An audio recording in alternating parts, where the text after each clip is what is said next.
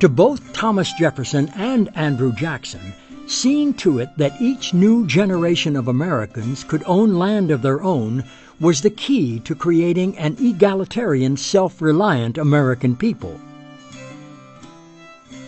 But that meant each new generation had to move farther west, onto land already occupied by Native Americans. In Jefferson's vision, the frontier was the place that each generation would replicate the ideal Republican community. The problem, of course, is that the Native people are already living out there.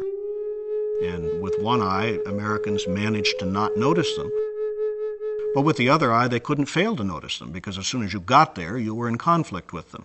And that creates the fundamental tension that becomes the story of Indian removal.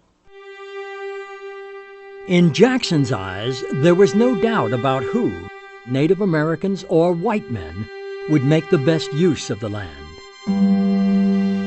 What good man would prefer a country covered with forests and ranged by a few thousand savages to our extensive republic, studded with cities, towns, and prosperous farms, occupied by more than 12 million happy people, and filled with all the blessings of liberty, civilization, and religion?